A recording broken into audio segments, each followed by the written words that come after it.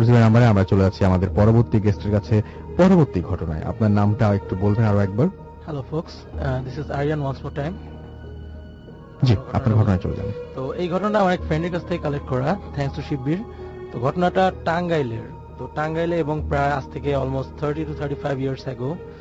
তো টাঙ্গাইল আমরা সবাই জানি যে টাঙ্গাইল অঞ্চলটা একটু মানে কম বসতিপূর্ণ এলাকা। ওখানে মানে বাসে বাড়ি অনেক দূর দূর হয়, আগে আরো বেশি দূর দূর ছিল।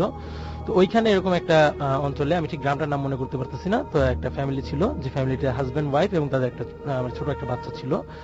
তো সেই লোকটা সে বাজারে, তাদের ওখানে যে বাজার বসতো, সে বাজারে দোকানদারি করতো। তো ইউজুয়ালি দোকানদারি করতে গেছে, একদিন সন্ধ্যার পরে এশার ওয়াক্তে প্রায় সে ফিরে আসছে এবং সে তখন খুব অসুস্থ বোধ করতেছিল।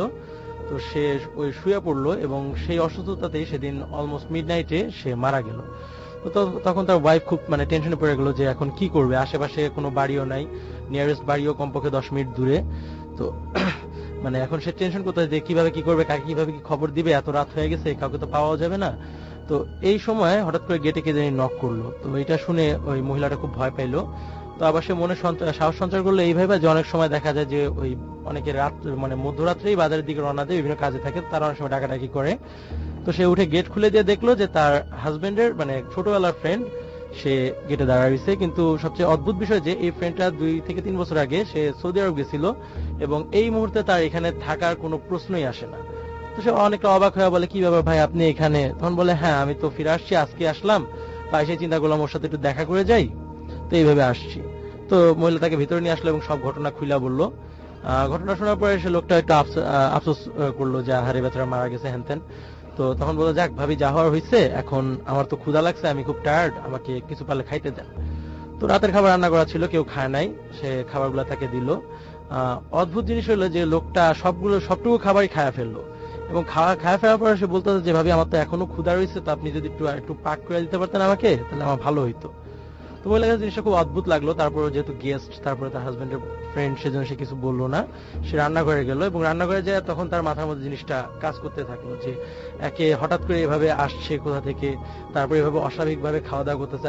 মোস্ট ইম্পর্টেন্ট যে জিনিসটা, মোস্ট সারপ্রাইজিং যে জিনিসটা, যে তারা বাল্যকালের বন্ধু, কিন্তু এই মানে মৃত্যুর খবরটা শুনে তার যে মানে রিয়াকশনটা হইলো, সেটা খুব একদম সিম্পল একটা রিয়াকশন ছিল, মানে যেরকম হওয়ার কথা ছিল তার ধারে কাছেও না।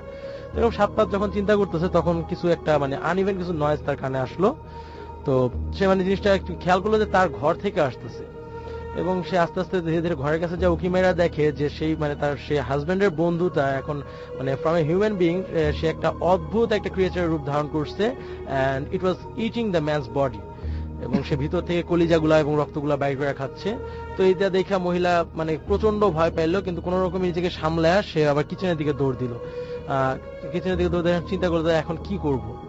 তো সে তার মনে পড়লো যে আগুন, সে শুনছে যে আগুনের কাছে এগুলো আসে না। তো সে চুলা থেকে কিছু আগুন বের করে তার চারপাশে স্প্রেড করে দিল এবং সেখানে বসে সে দোয়া দৌড় পড়তে থাকলো এবং দেখলো যে রাত হইতেও মানে রাত শেষ হইতেও বেশি বাকি নেই।